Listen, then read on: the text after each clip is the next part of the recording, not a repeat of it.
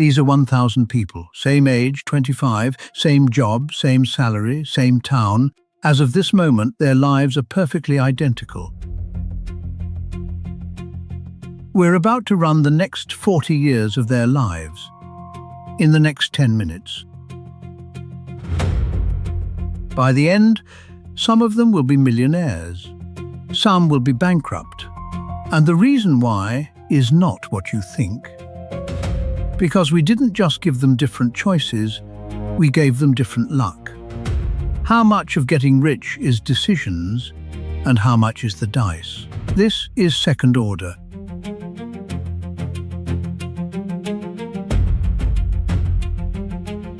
Here's how the machine works. Every year, each person earns a salary, spends most of it, and chooses what to do with the rest. They control 3 dials. How much they save, anywhere from nothing to 20% of their income. When they start investing, at 25, 35, 45, or never. And whether they panic sell when markets crash. Those are the decisions. Everything else is the wheel. Every year, the wheel spins for everyone. Layoffs, medical bills, booms, crashes. Same odds for every citizen, different roles. A layoff costs a year of income. A medical shock, $20,000. And markets average 7%. But average is a lie, markets tell.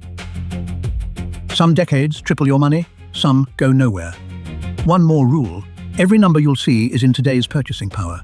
Inflation is already out. 1,000 identical lives, 40 simulated years. Ready?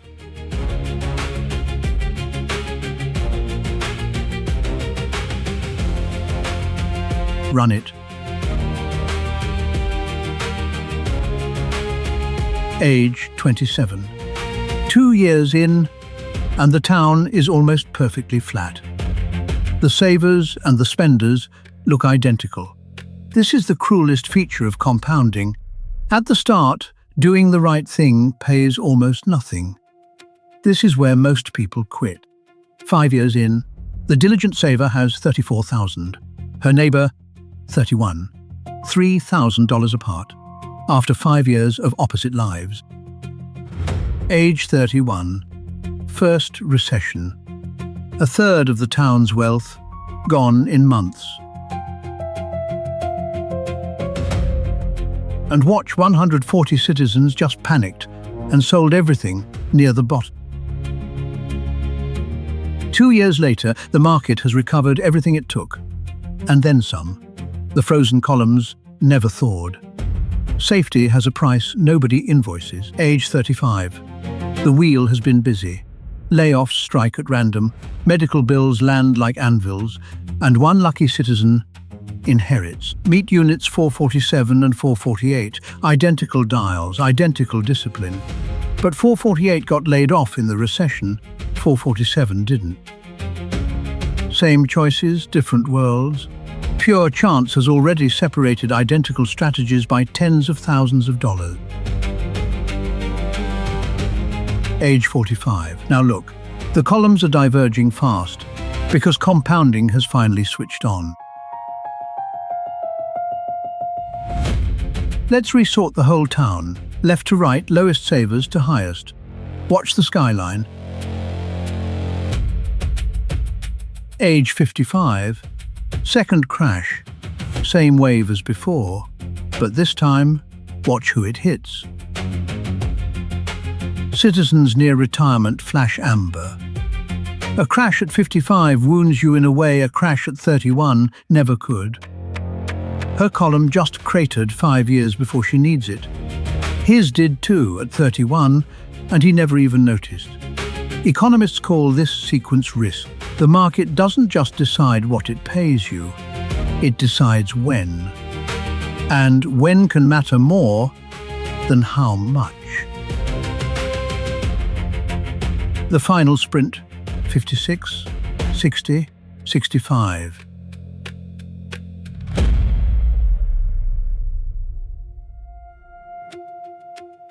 Stop the clock.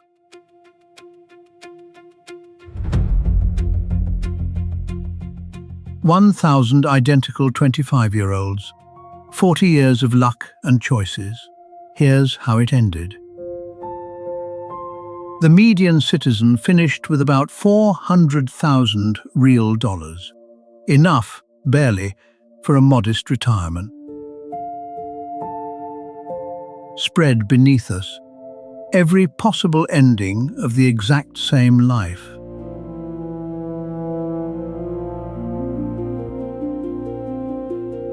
"91 citizens ended as millionaire.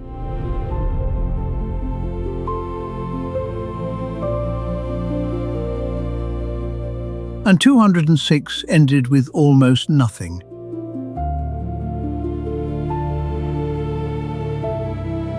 Now, the question you came for. The millionaires, were they lucky or were they good? Both, but not equally, and not in the way you'd guess. About a third of them got meaningfully lucky. No layoffs, kind timing, an inheritance at the perfect moment. But 2/3 of the millionaires rolled completely ordinary dice. Their only distinction? 3 boring dials, set early and never touched. High savings, early start, no panic. That's it. That's the entire secret the skyline was hiding. Now the reversal. Look at who went broke. You'd expect the craters to be full of low savers. They're not. 31 of these citizens saved diligently their entire lives. Perfect dials, ruined outcomes, layoff, medical shock, crash, stacked in the same terrible decade. In this simulation, as in life, good decisions don't guarantee good outcomes. They change your odds. Same dice, different distributions. The gold curve sits far to the right, but both curves keep long tails. That's what a decision actually is. Not a lever that picks your future. A hand that loads the dice. So before you trust one run of one simulation, let's attack our own assumptions. What if markets disappoint? 5% instead of 7%. The mountain shrinks, but the shape survives, still tilted toward the discipline.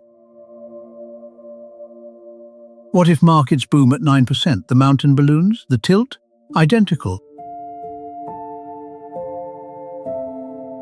Double the crashes, crueler dice, deeper craters everywhere, and the slope still refuses to flip. We even reran the world, with everyone saving 5% more. The whole mountain lifted. Every single ending, richer. In no version of this world, not one, did the panic sellers or the never investors come out ahead as a group. The lesson isn't that you're guaranteed to win. The lesson is smaller and harder and more honest. You don't get to choose your roles. You only get to choose your dials.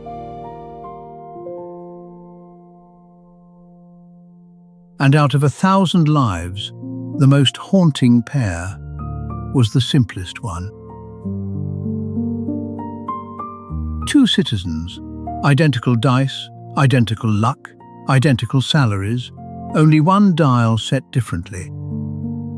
Every month, she moves $500 into investments. He moves $500 into savings. That's it. That's the whole difference. Next episode, we run just the 2 of them. Because the gap between their endings is bigger than anything luck produced today.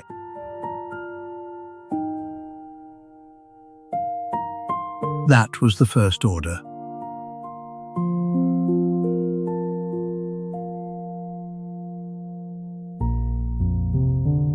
This is the second.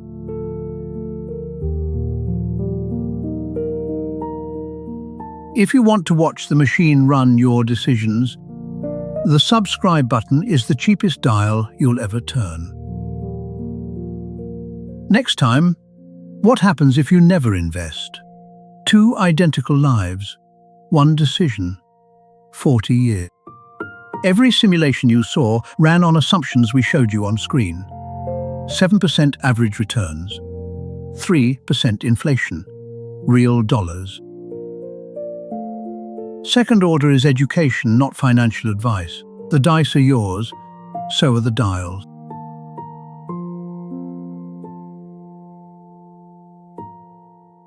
See you in the next simulation.